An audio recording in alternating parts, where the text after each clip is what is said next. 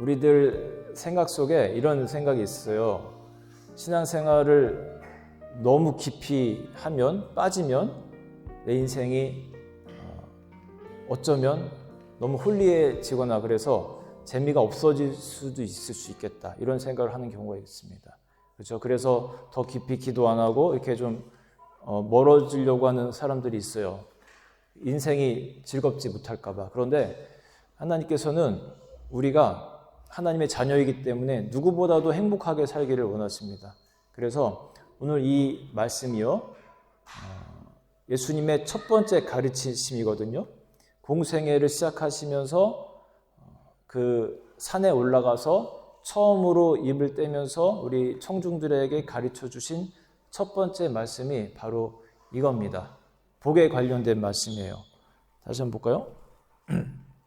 그 무리를 보시고 산에 올라가 앉으셔서 제자들이 이렇게 나오죠. 제자들 12제자뿐만 아니라 여러 무리가 있었습니다. 입을 열어 가르쳐 이르시되 심령이 가난한 자는 복이 있다.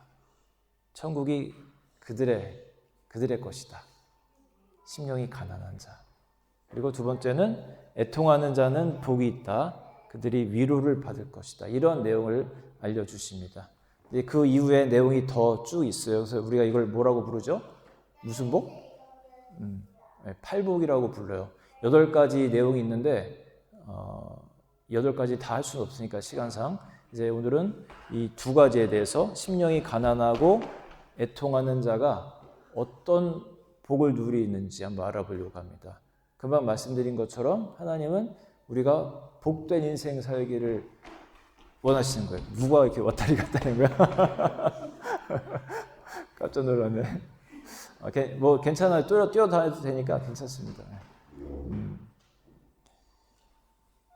그 천지를 창조하실 때에도 하나님은 복에 대해서 말씀을 하시거든요. 한번 보여줄까요? 그 다음을 넘기면 우리 서영희 성도님 앞에 계시니까 한번 읽어주세요.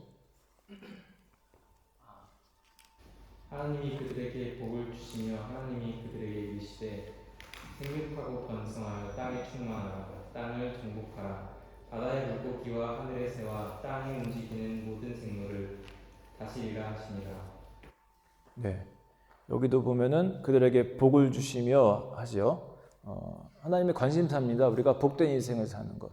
근데 우리가 이 복에 대해서 잘 구분을 해야 돼요. 어떤 것이 복이고 행복인가? 이런 생각을 우리가 잘 정립을 해야 됩니다. 어떤 사람들은 조건과 소유가 복의 절대적인 기준이다라고 생각하는 경우가 많습니다. 대부분이 그렇죠. 조건과 소유. 뭐 예를 들면 내가 사랑하는 사람을 쟁취해서 같이 살게 되면 그것이 최고의 복이다. 이렇게 생각하는 사람도 있습니다. 여기 이제 이미 짝을 이루신 분들은 그러면 그 복을 이룬 사람들이겠죠? 어때요? 네, 앞에 계신 두 커플은 어때요? 제가 너무 깊이 질문하면 또 시험에 드니까. 사랑하는 사람을 함께 만나서 사는 것이 최고의 복이다라고 생각하는 사람도 있겠지만 아닐 수도 있어요. 어떤 자매가 하와이에서 일본으로 돌아가는 비행기에서 자살을 했습니다. 그 토일렛에서. 사랑하는 사람을 만나서 헤어지고 오는 비행기였어요. 네, 일본 여자가 자살을 했다고 합니다. 사람은 사랑의 행복의 조건이 되기도 하고 그렇지 않을 때도 있어요. 사랑은 뭐의 씨앗이라고 하잖아요. 네, 눈물의 씨앗이 되기도 하고.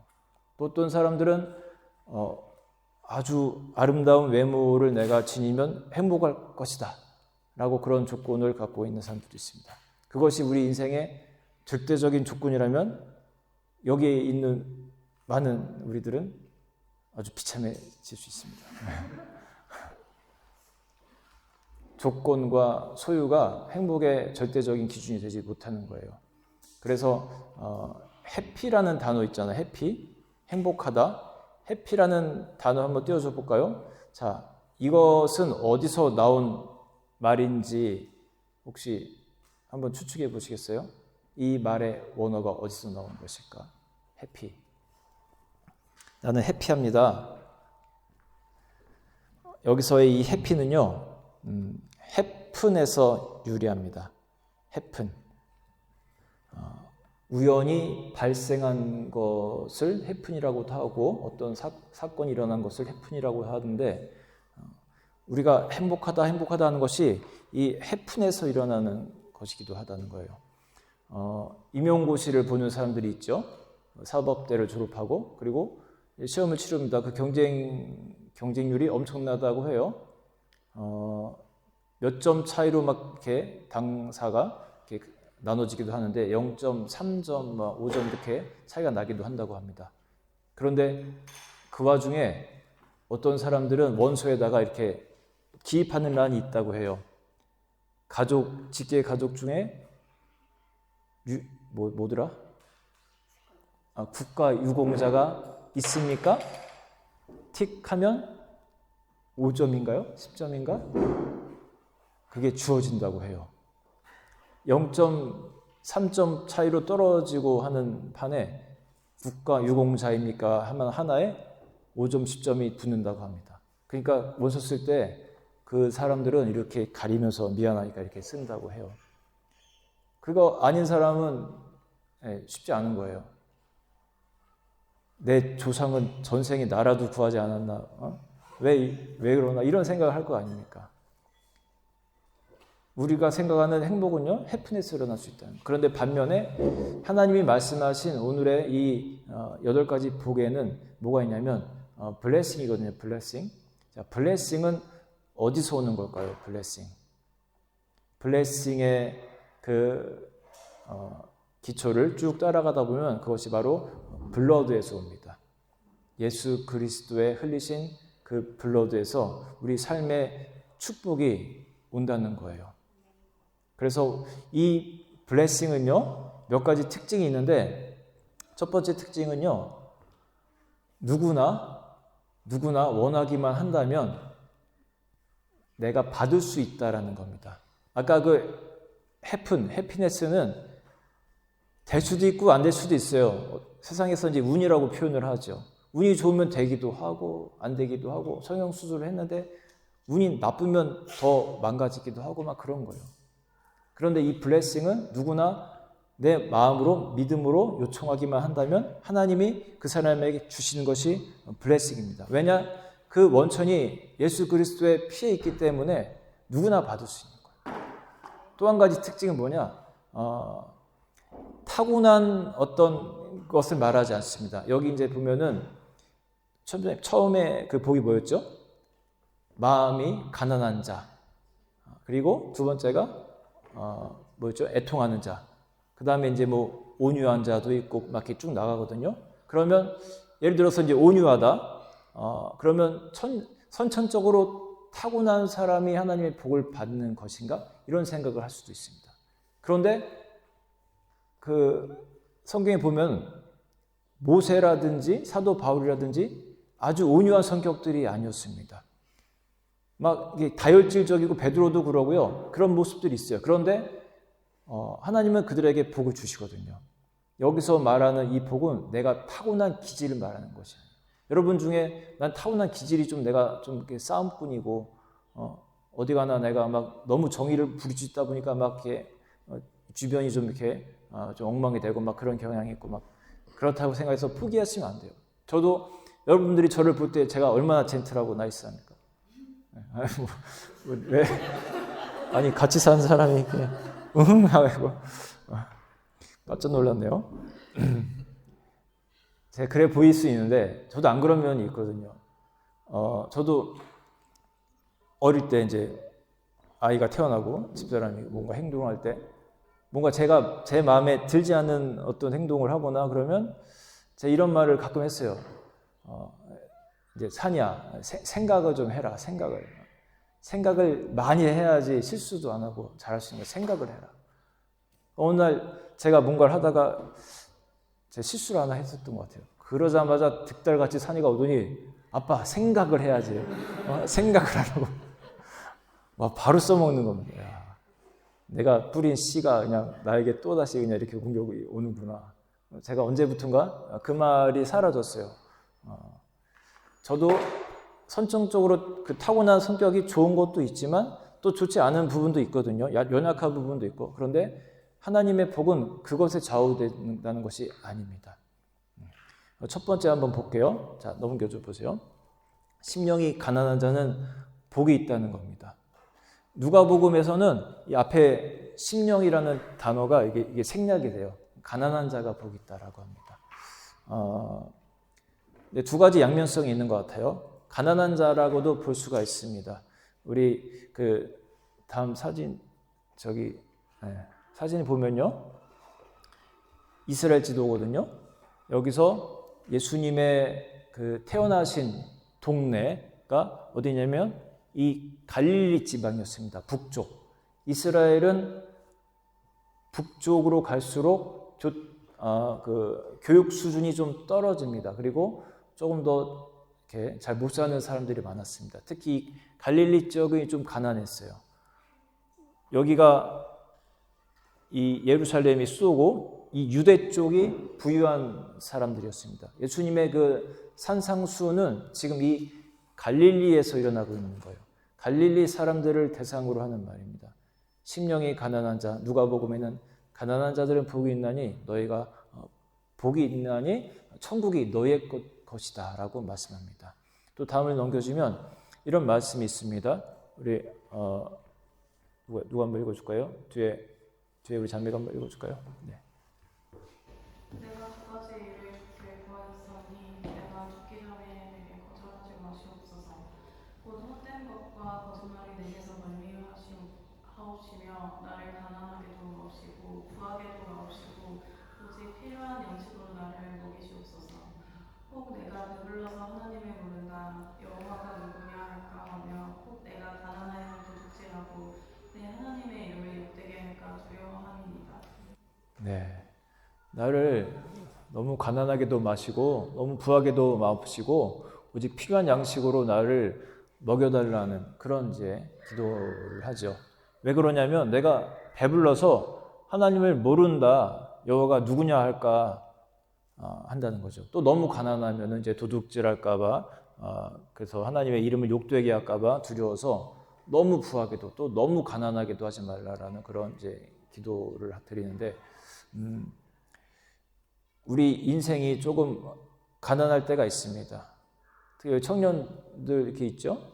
청년들에게 이제 물어봐요. 여러분은 자산 관리를 어떻게 합니까?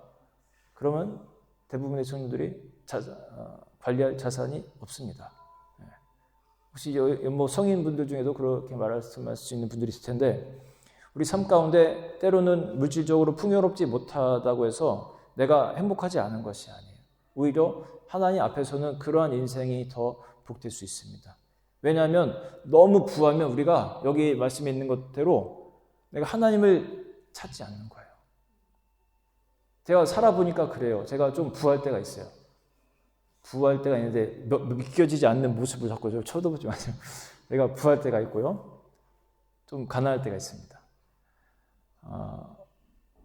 최근에 좀 가난해졌어요. 최근에. 이놈의 차가 발생입니다. 지금 저 말고 여기 앞에 계신 분도 지금 차 때문에 지금 고생 중이에요. 지금 엑스모스가 있으면 차가 길에서 수호반가 이게 뭐가 고장이 나면서 하여튼 지금 어려운 상황 중에 있습니다. 어려우니까요 사람이 기도하게 됩니다. 그렇지 기도하게 됐죠. 어려움이 없을 때는 기도 잘 안 했죠. 네. 좀 더 했죠. 기도 어려우니까. 그런 것 같죠. 네. 목회자인 저도 그렇습니다. 제가 한번 생각해 봤어요. 설교 준비하면서 내가 만약에 부자였어요. 우리 교인들, 영국 교인들 보면 막 그 볼보 큰 차 타고 다니는 사람들이 보이더라고요. 며칠 전에 왔는데 새 차 볼보 막 와 저분은 되게 부자인가 보다 하면서 잠깐 부러운 마음이 들었는데 내가 만약에 부자라면 어땠을까 생각해 봤어요. 그러면 이 얼마 안 하는 거, 2천만 원도 안 하는 이 차 때문에 내가 막 골치 아프고 그러다 보면 그러지 않고 내가 기도도 하지 않았을지 모르겠다라는 생각이 들었습니다. 그런데 사람이 부족하고 어떻게 할 도리가 없으니까 하늘의 하나님을 찾게 되는 거예요. 내가 가난할 때 그것이 세상 기준으로는 좀 어렵고 행복하지 않은 삶일 수 있지만 하나님 앞에서는 아니라는 거예요. 그런데 여기서 말하는 가난은 마음이 가난한 쪽이 사실 좀 더 가깝습니다. 마음이 가난한 거. 마음이 가난한 사람들은 복이 있나니 천국이 여러분들의 것입니다라고 하는 거예요. 아까 우리 찬양 시간에 광야 찬양 불렀어요. 광야 하나님밖에 바라볼 수 없는, 소망이 하나님밖에 될 수 없는 그런 상황, 그런 상태에 있는 게 마음이 가난한 상태입니다. 내 힘으로 할 수 없는 상태를 말해요. 여러분은 이 외국에 살면서 특히 이제 모국어가 영어가 아닌 사람들이 마음이 가난해질 때가 많이 있잖아요. 이렇게 막 표현하고 싶고 내가 설명하고 싶고 게러지 가서도 증상을 다 설명해서 그 사람을 이렇게 설득시키고 뭔가 해야 되는데 그렇게 하지 못할 때, 답답할 때, 이게 일종의 마음이 가난한 상태입니다. 어떤 선교사님이 저기 밀림에 가서 선교를 합니다. 그 부족들은요, 옷을 입지 않는 부족들이래요. 선교사님만 이제 늘 옷을 입고 다니는 거죠. 그리고 하루는 이제 그 어떤 큰 집회 부흥회 같은 걸 이제 열기로 했습니다. 그리고 이 선교사님 마음에 이런 마음이 들었어요. 아, 예수님께서도 나 같은 사람을 위해 이 땅에 참 가질 것, 그 보잘것없는 모습으로 이 땅에 오신 것처럼 나도 오늘은 이 부족들을 위해서 내가 저들과 함께 동화돼야겠다 하는 마음으로 옷을 다 벗고 집회에 나가기로 그렇게 결심을 했어요. 그런데 그 부족들은 또 반대로 내가 우리 선교사님 얼마나 민망하실까, 우리가 좀 옷을 좀 입읍시다, 이 마음을 갖고 선교사님을 위하는 마음으로 또 다 이렇게 입어가지고 집회 장소에 온 겁니다. 선교사님이 딱 나갔는데 옷을 갖춰 입는 모습을 본 그 상태, 다시 들어갈 수도 없고 어떻게 할 수도 없는 그런 상태, 어쩔 수 없는 상태. 제가 좀 약간 농담처럼 말씀드렸지만 이런 상태를 말하는 거예요. 내가 어떻게 할 도리가 없는 상태, 이러지도 저러지도 못하는 상태. 영국 와서 제가 차 사고를 한번 낸 적이 있어요. 그 가해자가 한 번 딱 돼본 적이 있습니다. 다른 때는 저쪽이 가해자였는데 제가 가해자가 된 적이 딱 한 번 있어요. 그때 그 마음이 얼마나 힘들었는지, 그 사람 앞에서 조아리고 어떻게든지 이 상황을 이렇게 아름답게 이렇게 풀어나가야 되니까 제가 그때 그런 느낌을 받았어요. 아, 이게 마음이 가난한 자의 상태구나. 내가 약자가 돼 있을 때 아무것도 할 수 없는 상태. 하나님 앞에서 이런 사람이 그런데 복되다라는 거예요. 왜냐? 하나님을 찾게 되니까요. 광야와 같은 상태에 있을 때 하나님을 찾을 수밖에 없는 상태에 있기 때문에 여러분 인생 속에서 마음이 가난해지고 또 실제로 내 경제적으로 가난해질 때 여러분 너무 두려워하지 마십시오. 오히려 천국이 여러분의 것이 될 수 있는 그런 기회가 될 수 있습니다. 자, 두 번째는 뭐냐면요. 한번 또 넘겨줘 볼까요? 애통하는 자가 복이 있다고 합니다. 세상의 모습과 다른 가르침이에요. 세상에서는요, 어디 면접을 보러 가거나 뭐 할 때 이렇게 좋은 표정을 지으라고 하고 이렇게 긍정적으로 대답하라고 하고 합니다. 그런데 성경에서는 애통하는 자가 복이 있다고 합니다. 눈물을 흘릴 때. 교회에서도 사실 이 정신이 많이 사라졌습니다. 청교도 정신이 한참 부흥을 일으키면서 더욱 이러한 정신이 사라졌습니다. 웃고 밝게 하고 교회가 긍정적이 되어야 하고 교회가 막 이렇게 사람들을 전도하는 데 있어서 좋은 표정을 지어야 하고 설교도 재밌게 해야 되고 뭐 예배도 막 분위기가 좋아야 되고 이런 어떤 붐이 일어났습니다. 저도 설교 막 되게 재밌게 하고 싶어요. 근데 노력을 해도 안 돼, 이게 타고난 사람이 있어요. 이게 말을 잘하는 목사님들이 있습니다. 근데 저는 그 달변은 저에게 주신 것 같지 않아요. 글은 쓸 수 있지만 달변의 능력은 저에게 없는 것 같아요. 막 재밌게 여러분 자지 않고 가끔 여러분 잘 때 내가 얼마나 속상한지 아세요? 주무시지 마세요. 제가 청년 때 잤던 거 제가 후회하고 그 목사님께 얼마나 제가 미안한지 목사가 돼 보니까 그 마음을 알겠더라고요. 그런데 애통하는 자, 교회에 이 애통이 다시 살아나야 됩니다. 제가 영국 교회 영국인들을 대상으로 설교를 할 때 한번 예전에 물어본 적이 있습니다. 여러분 인생 가운데 예배를 드리면서 눈물을 흘려본 적이 있습니까? 손 들어보세요. 아무도 손 안 들더라고요. 영어를 내가 잘못했나? 말을 내가 잘못해서 못 알아들었나? 근데 아니에요. 내가 분명히 몽골을 보면서 내가 얘기했거든요. 아무도 손을 안 들어요. 그래서 다시 질문했습니다. 그러면 평생 말고 죄송해요. 요 근래 눈물을 흘려본 적이 있냐 물어봤더니 아무도 손 안 들었어요. 그래서 제가 질문 바꿔서 평생 예배를 드리면서 눈물을 흘려본 적이 있냐 물어봤더니 한 2-3명 손 듭니다. 그게 우리들의 모습이었어요. 영국 사람들 예배 드리면서 눈물 흘리는 분들이 잘 없어요. 교회 특징에 따라서 다르겠지만 우리 교회는 좀 그랬습니다. 여러분들에게도 한번 질문을 드려보고 싶어요. 여러분들은 예배를 드리면서 혹은 여러분의 신앙적인 삶 때문에 눈물을 애통했던 적이 얼마나 있습니까? 있나요? 재연자매는 있나요? 눈물을 흘리면서 예배를 드렸던 적이 있나요? 있죠? 한 번 있어요. 난 그래도 최소 5번 이상은 된다. 한번 여러분 손 한번 들어보세요. 최소 5번 이상은 된다. 예배 중에 눈물이 났다. 하나, 둘, 셋, 넷, 다섯, 여섯. 저는 사실 한 80%는 들 줄 알았는데 생각보다 많이 안 되네요. 이게 우리들의 요즘의 교회의 모습인 것 같습니다. 그런데 애통하는 자에게 하나님이 그런 자에게 위로를 준다는 거예요. 이 팔복의 내용을 보면요. 먼저 선행될 때 하나님이 그 다음에 채워주십니다. 먼저 우리가 비워지든지 뭔가가 선행될 때 그 자리를 하나님이 채워주시는 것을 볼 수 있어요. 아까 처음에 뭐였죠? 마음이 가난할 때.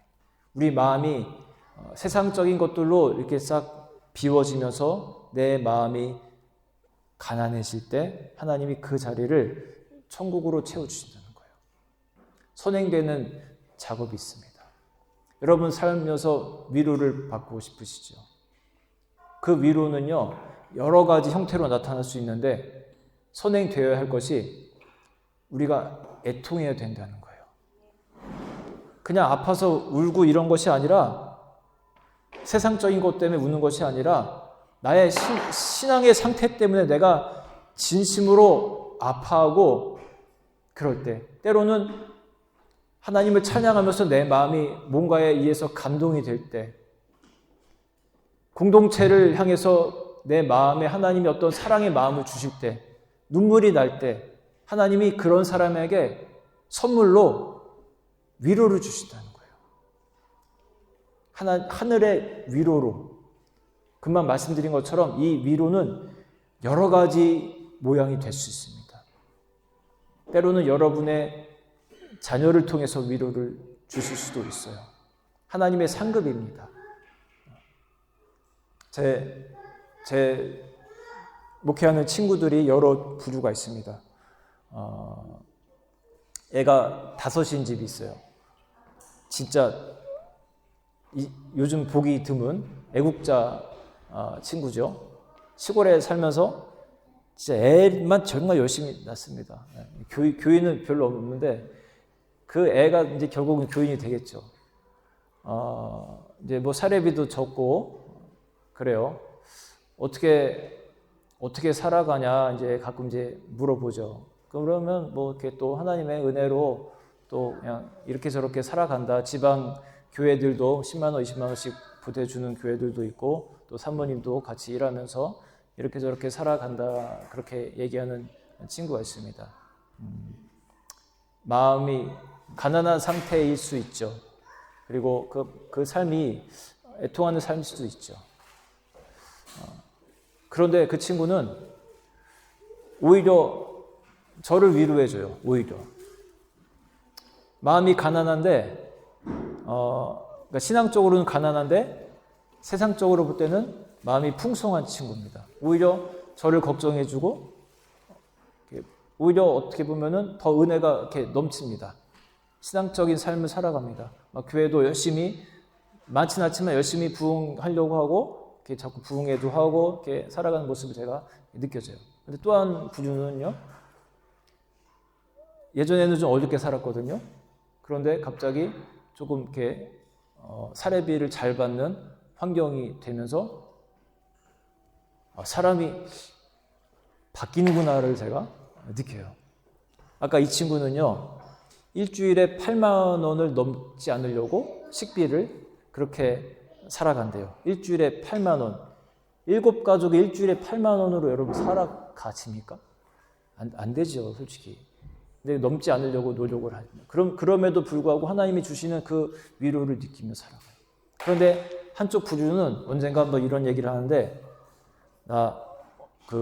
어떤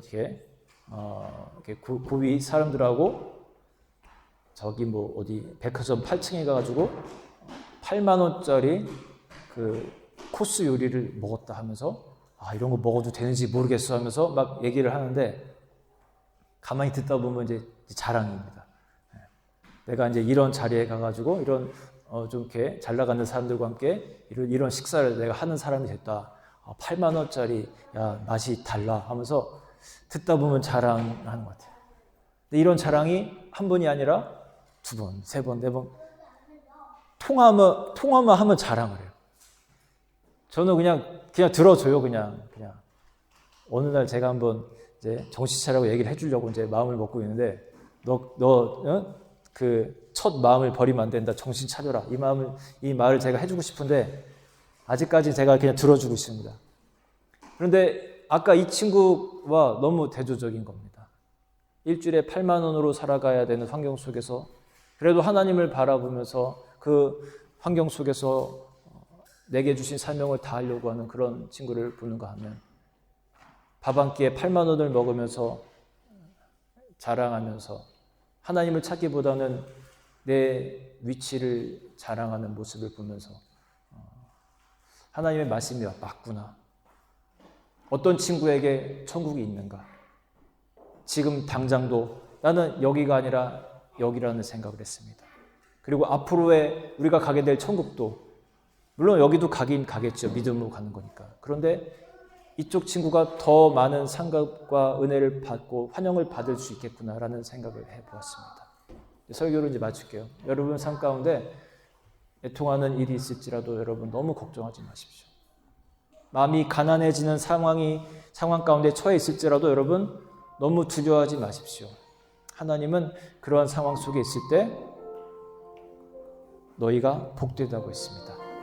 갈릴리 사람들 향해서 했던 말씀이 여러분에게 있기를 주의 이름으로 축원합니다. 아멘. 주 나의 모습 보네